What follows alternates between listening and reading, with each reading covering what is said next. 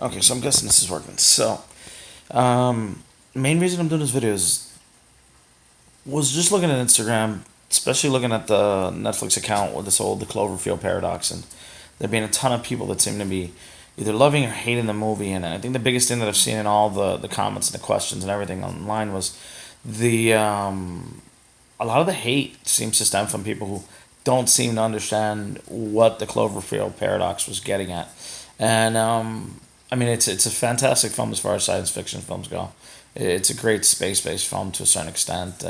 You've got everything from parallel dimensions to political climate change. Within a cast of six people, it's just really well done film. I mean, J.J. Abrams and his crew, they don't seem to ever miss out. Sorry for the poor lighting, by the way. Not never done this before, so this is my first. But main reason I'm bringing this all up and kind of just having to say something about this is the fact that what I'm seeing here is just people don't seem to grasp what the film was saying and what it was explaining, and I just figured I had to say something. So, you know, the Cloverfield paradox. I think this film was designed with the idea of tying or giving you an understanding of where did the creatures come from, what started all this, and what's happening. And I don't think it's intended to give you a full view of really what's happening and the real ramifications, because I think there's more story to be told there overall. But I think it gives you a good idea of where it came from, what caused it, and what's happening here. So there will be spoilers in this video. So if you're not looking for spoilers, you're just really looking to understand what's happening, great, you came to the right place. If you are not looking to understand it, then you just want to hate on the film, then this might give you a reason to understand why you shouldn't be hating so much on the film. So that looks a little better lighting.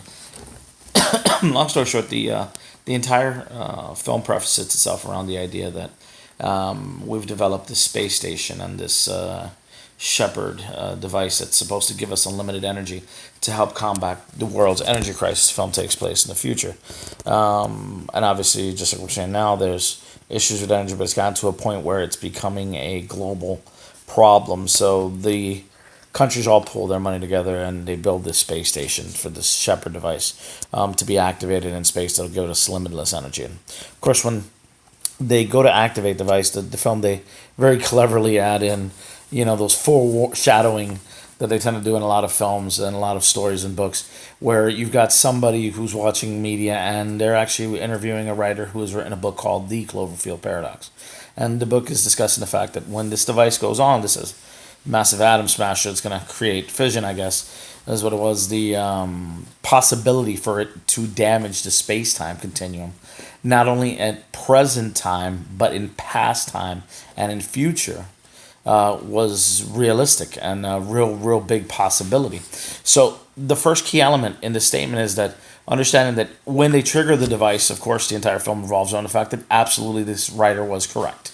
They managed to damage the space-time continuum, as it were, and he mentions the fact that he's worried about their monsters and demons, and realistically, people are thinking he's insane, but that's where the tie is. That's where the rub is with the other films.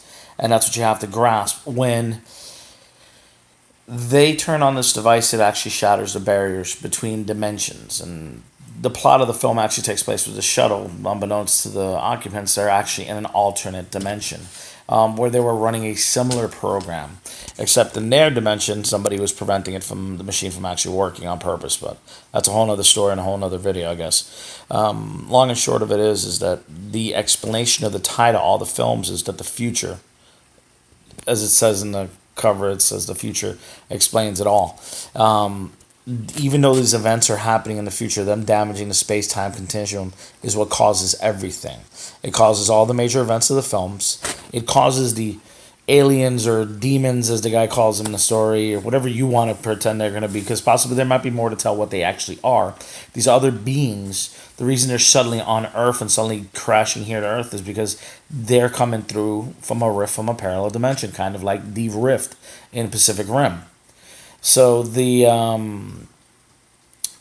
the reason there's such a gap in the films, and the reason why this film takes place in the future, and they're not aware of the events of what happened in New York or the events that happened on the West Coast in the second film, is because, again, their action in the future affected all the timelines simultaneously. So for them, it hadn't happened yet. It wasn't until they actually turned on this device that the attack in 2008 occurs in New York.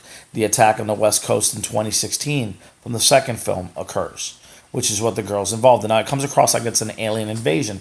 So my theory could be very well that they not only did they create this interdimensional gateway, but this other parallel reality that's now seeped into the Cloververse reality is a alien invasion, is what I'm thinking that was happening on our parallel Earth. But now it's suddenly stressed upon our Earth because they've now shattered these dimensional lines. And in doing that, these beings are being suddenly and dramatically shifted over into a different parallel reality. They continue to do what they were doing because these creatures have no concept of the idea that this is a different Earth than the one they were originally attacking. Just like the astronauts aboard the Helios ship were not aware until things start coming apart at the seams and they start realizing that they're not lost in space. They didn't destroy the Earth.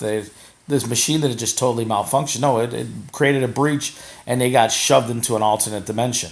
A dimension where the same ship, the Helios, was destroyed, but was also piloted by different astronauts, not exactly the same crew as what was seen as the core crew of the film. And I think when you start to realize that that's the key of this whole film is that they have broken the space-time barrier.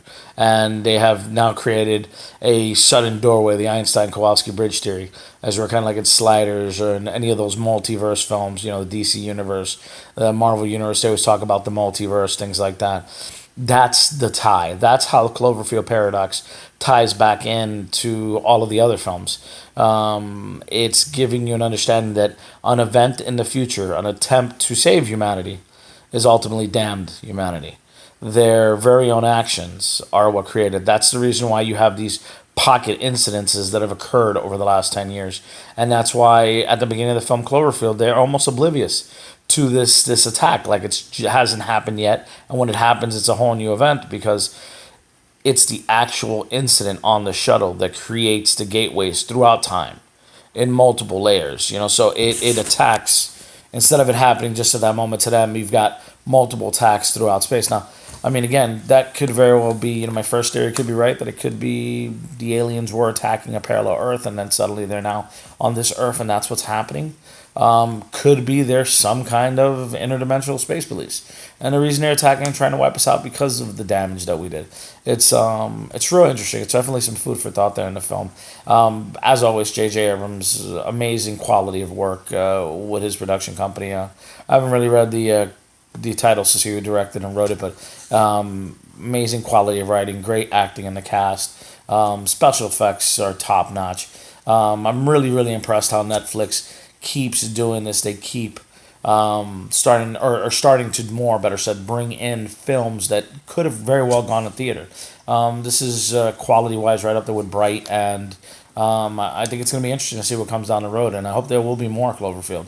There's so many unanswered questions. A lot of people thought that, especially for a film that got announced yesterday in the Super Bowl and aired right after the Super Bowl, that this would explain everything. I think there's still a lot to be unthreaded, but this is the understanding of how we're at fault for what happened. So I hope for some people out there watching, this does clarify a lot of it. I haven't figured out a clever name for the YouTube channel, the Couch Critic, whatever you want to call me for right now.